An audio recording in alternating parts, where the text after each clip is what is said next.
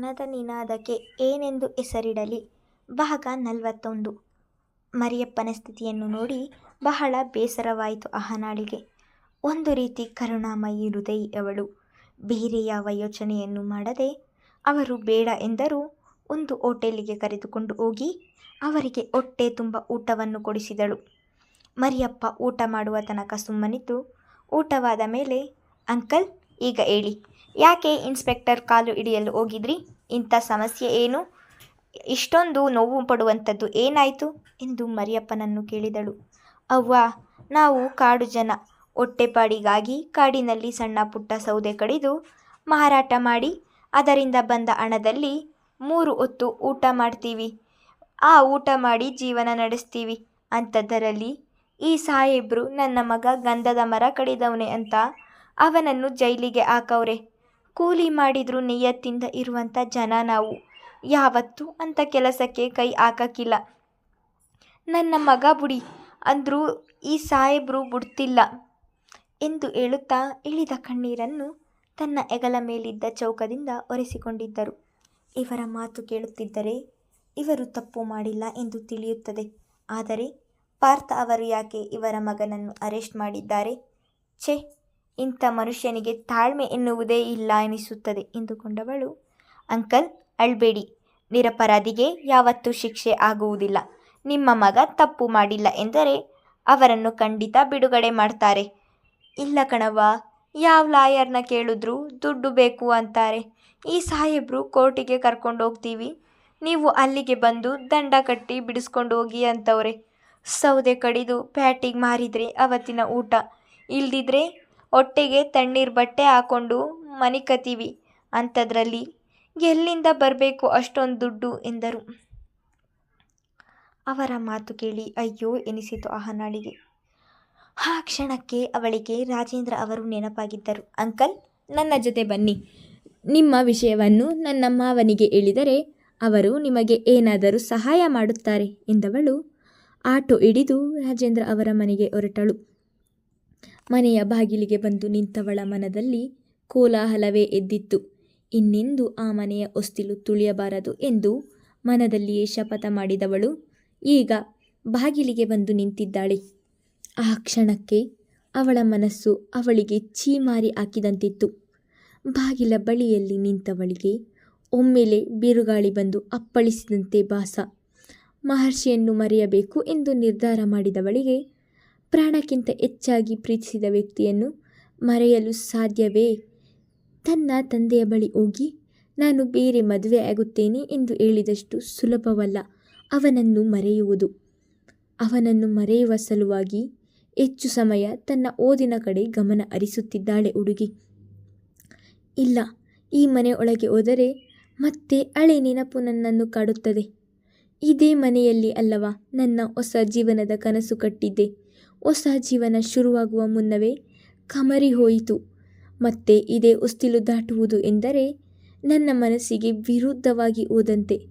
ಇಲ್ಲ, ನಾನು ವಾಪಸ್ ಹೋಗುವುದೇ ಒಳ್ಳೆಯದು ಎಂದು ಒಂದು ಮನಸ್ಸು ಹೇಳಿದರೆ, ನೀನು ಇಲ್ಲಿ ಬಂದಿರುವುದು ಒಬ್ಬ ಬಡ ವ್ಯಕ್ತಿಗೆ ನ್ಯಾಯ ಕೊಡಿಸಲು. ಈಗ ನಿನ್ನ ಕಣ್ಣ ಮುಂದೆ ನ್ಯಾಯ ಕೊಡಿಸುವುದು ಒಂದೇ ಗುರಿಯಾಗಿರಬೇಕು. ಈಗ ನೀನು ಆ ವ್ಯಕ್ತಿಗೆ ನೀಡಿದ ಭರವಸೆಯನ್ನು ಮುರಿದು ಹೋಗುತ್ತೀಯಾ? ಕೊಟ್ಟ ಭರವಸೆಗೆ ಬೆನ್ನು ಹಾಕಿ ಹೋದರೆ ಏಡಿ ಆಗ್ತೀಯಾ ಎಂದು ಒಂದು ಮನಸ್ಸು ಹೇಳತೊಡಗಿತು. ಆದರೂ ದ್ವಂದ್ವದಲ್ಲಿ ಸಿಲುಕಿ ಒದ್ದಾಡುತ್ತಿದ್ದಂತಹ ಮನಸ್ಸನ್ನು ಆದಷ್ಟು ಸಮಾಧಾನ ಮಾಡಿಕೊಂಡು ಅಲ್ಲಿಯೇ ನಿಂತಿದ್ದಳು. ಮರಿಯಪ್ಪ ಅಹನ ಯಾರ ಮನೆಗೆ ಕರೆದುಕೊಂಡು ಹೋಗುತ್ತಾಳೆ ಎಂದು ತಿಳಿಯದೆ ಅವರ ಹಿಂದೆ ಬಂದಿದ್ದರು. ಮನೆಗೆ ಬಂದಾಗಲೇ ಅದು ರಾಜೇಂದ್ರ ವರ್ಮ ಅವರ ಮನೆ ಎಂದು ತಿಳಿದದ್ದು ಅವರಿಗೆ. ಯಾರಿಗೆ ತಾನೇ ಗೊತ್ತಿರದಂತಹ ವ್ಯಕ್ತಿ ಅವರು. ಅಂತಹ ದೊಡ್ಡ ವ್ಯಕ್ತಿಯ ಮನೆ ಒಳಗೆ ಹೋಗುವುದು ಎಂದರೆ ತಮಾಷೆಯಲ್ಲ. ಹಾಗೆ ಹೆದರಿಕೆಯಿಂದಲೇ ಅಹನ ಯಾಕೆ ಸುಮ್ಮನೆ ನಿಂತಿದ್ದಾಳೆ ಎಂದು ತಿಳಿಯದೆ ಬಿಟ್ಟ ಕಣ್ಣು ಅವಳನ್ನೇ ನೋಡುತ್ತಾ ಮೌನವಾಗಿ ನಿಂತಿದ್ದರು. ಅಷ್ಟರಲ್ಲಿ ಮಹರ್ಷಿ ಕಾರು ಬಂದು ಮನೆಯ ಮುಂದೆ ನಿಂತಿತು. ಇಂದು ಕೂಡ ಮನೆಗೆ ಬೇಗ ಬಂದಿದ್ದನು. ಯಾರನ್ನು ನೋಡಬಾರದು, ಮಾತನಾಡಬಾರದು ಎಂದು ಯೋಚಿಸಿದವಳು ಅವನೇ ಇವಳ ಬಳಿಗೆ ಬಂದವನು. ಅಹನ, ಯಾವಾಗ ಬಂದೆ? ಒಳಗೆ ಹೋಗುವುದಲ್ಲವಾ ಎಂದನು. ಈಗಷ್ಟೇ ಬಂದೆ ಮಾಮ, ಅಷ್ಟರಲ್ಲಿ ನೀವು ಬಂದ್ರಿ ಎಂದಳು. ಅಹನ ಪಕ್ಕ ನಿಂತಿದ್ದಂತಹ ವ್ಯಕ್ತಿಯನ್ನು ನೋಡಿ ಇವರು ಯಾಕೆ ಬಂದಿದ್ದಾರೆ ಎನ್ನುವಂತೆ ಅವರನ್ನೇ ನೋಡಿದನು. ಅಷ್ಟರಲ್ಲಿ ಅಂಕಲ್ ಬನ್ನಿ ಒಳಗೆ ಎಂದು ಮರಿಯಪ್ಪನ ಕೈ ಹಿಡಿದು ಹೇಳಿದರೆ, ಬ್ಯಾಡವ್ವ, ನಾನು ಇಲ್ಲೇ ನಿಂತ್ಕೋತೀನಿ ಎಂದರು ಮರಿಯಪ್ಪ.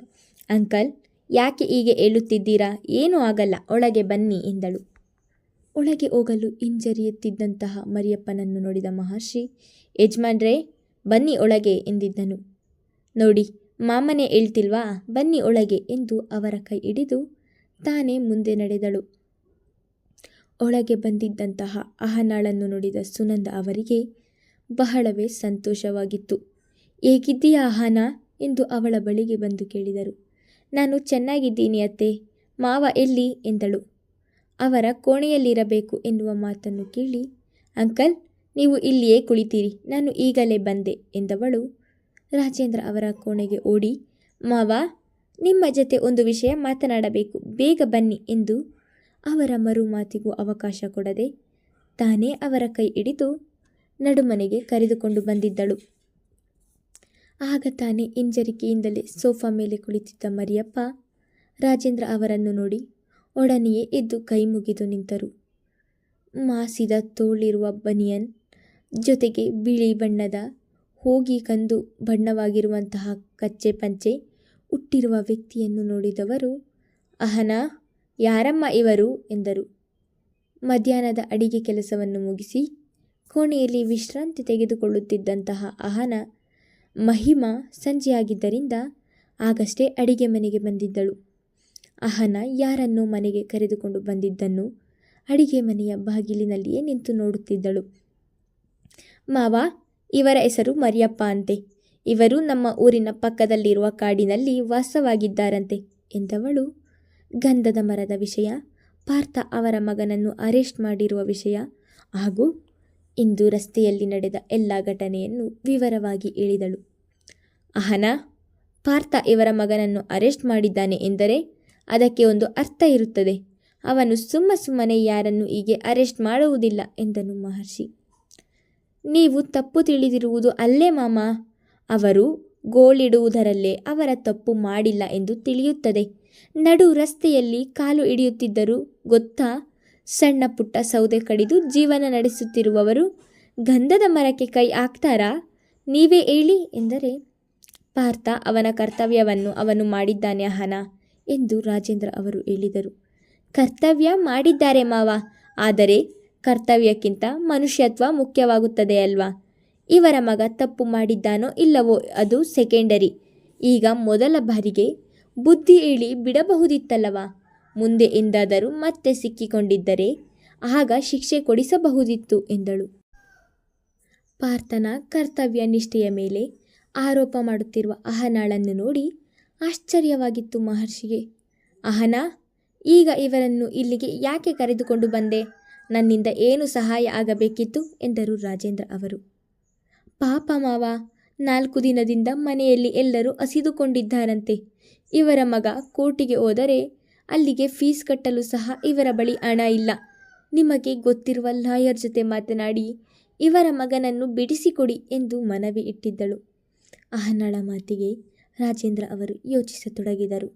ಅಷ್ಟರಲ್ಲಿ ಮಹಿಮಾ ಎಲ್ಲರಿಗೂ ಕಾಫಿ ಮಾಡಿ ತೆಗೆದುಕೊಂಡು ಬಂದಿದ್ದಳು. ಮೊದಲು ರಾಜೇಂದ್ರ ಅವರಿಗೆ ಸಪ್ಪೆ ಕಾಫಿ ನೀಡಿ ನಂತರ ಅಲ್ಲಿಯೇ ಪಕ್ಕದಲ್ಲಿ ಕುಳಿತಿದ್ದ ಮಹರ್ಷಿಯ ಬಳಿ ಟ್ರೇ ಹಿಡಿಯುತ್ತಿದ್ದ ಹಾಗೆ ಅವಳ ಮುಖವನ್ನು ನೋಡದೆ ಕಾಫಿ ತೆಗೆದುಕೊಂಡಿದ್ದನು. ಸುನಂದ ಅವರು ಕೂಡ ಮುಖ ಸಿಂಡರಿಸುತ್ತಾ ಕಾಫಿ ತೆಗೆದುಕೊಂಡರು. ಅಹನಾಳರಿಗೆ ಮಾತ್ರ ಅದೇಕೋ ಮಹಿಮಾಳು ನೀಡಿದ ಕಾಫಿಯನ್ನು ತೆಗೆದುಕೊಳ್ಳಲು ಮನಸ್ಸಾಗಲಿಲ್ಲ. ನನಗೆ ಬೇಡ ಎಂದು ಒಂದೇ ಮಾತಿಗೆ ನಿರಾಕರಿಸಿಬಿಟ್ಟಳು. ಅವಳ ಮಾತಿಗೆ ಮಹಿಮಾಳಿಗೆ ಬೇಸರವಾದರೂ ಸಹ ಅದನ್ನು ತೋರ್ಗೊಡದೆ ಮರಿಯಪ್ಪನ ಮುಂದೆ ಟ್ರೇ ಹಿಡಿದರೆ ಅಂಜಿಕೆಯಲ್ಲಿಯೇ ಬ್ಯಾಡ ಕಣವ್ವ ಎಂದಿದ್ದರು. ಪರವಾಗಿಲ್ಲ ಅಂಕಲ್, ತೆಗೆದುಕೊಳ್ಳಿ ಎಂದು ಬಲವಂತ ಮಾಡಿ ಕಾಫಿ ಕೊಟ್ಟಿದ್ದಳು. ಮುಂದುವರೆಯುವುದು.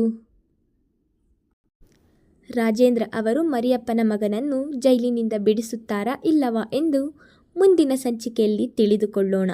ಧನ್ಯವಾದಗಳು.